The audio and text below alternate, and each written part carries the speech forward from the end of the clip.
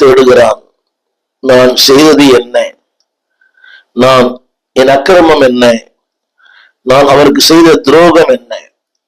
இது எல்லாருடைய வாழ்க்கையை வருகிற ஒரு கேள்வி. What I have done? நானும் பல நேரங்களது கேள்விகளை கேட்டிருக்கிறேன்.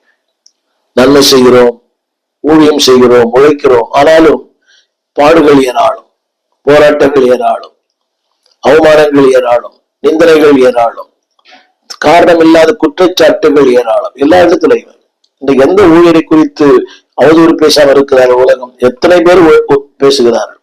இந்த பேஸ்புக்கை நீங்க ஓபன் பண்ணாவே ஒவ்வொரு ஊழியக்காரனை பற்றியும், அதாவது அவருக்கு ஒத்து வரவில்லை, இது ஒரு காழ்ப்புணர்ச்சி. இழந்து விட்டார், பெரிய ஆள் ஆயிட்டாரு. இன்றைக்கு இருக்கிற மிக பிரபலங்கள் மேல ஏகப்பட்ட சேற்றை வீசுகிற மக்கள் ஏராளம். அவங்களுக்கு பொழுதுபோக்கு, சொல்ல எச்சரிக்கிறாராம், இல்லை அவருடைய பாவத்தை உணர்த்துகிறார். அவர் தேவையில்லை. இந்த வசனத்தை படி கேளுங்க. அதாவது நான் செய்தது என்ன?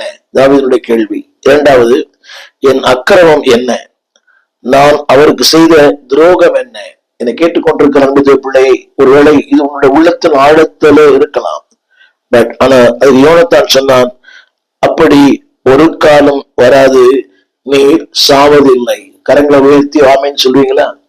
நீங்கள் சாவதில்லை. என்னை கேட்டுக்கொண்டிருக்கிற அன்பு ஊழியர்களே, அன்பு சகோதரனே, அன்பு சகோதரியே, வாழ்க்கையில் இதெல்லாம் உண்டு. நான் கடந்து வந்திருக்கேன், நான் நினைவை பார்த்திருக்கிறேன். They suffered a lot. They suffering a lot.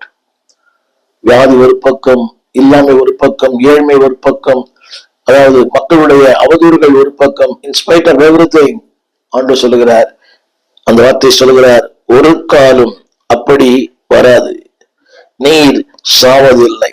அப்படின்னு சொல்ல மாட்டீங்களா?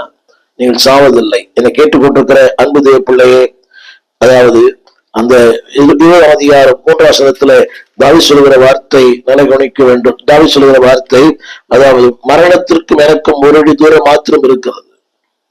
23 மரணத்திற்கும் எனக்கும் ஒரு அடி தூரம் மாத்திரம் இருக்கிறது.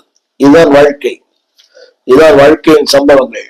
அப்படிப்பட்ட நேரங்களிலே தேவன் சொல்லுகிறார், அன்பான தேவ பிள்ளைகளே, உலகத்தில் 1000 நடக்கலாம், but still God is in control. உடைய வாழ்க்கையில தேவன் வெற்றி தருகிற தேவன், விடுதலை தருகிற தேவன்.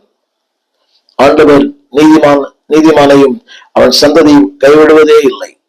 ஒருவேளை நீங்கள் எந்த நிலையில் கேட்க தெரியாது, மன அழுத்தங்கள் இருக்கலாம், மனப்போராட்டங்கள் இருக்கலாம், பாடல்கள் இருக்கலாம், பட் ஸ்டில் தேவன் சொல்கிறார் அந்த வார்த்தை, மீ அந்த டெத், எனக்கும் மரணத்திற்கு ஒரு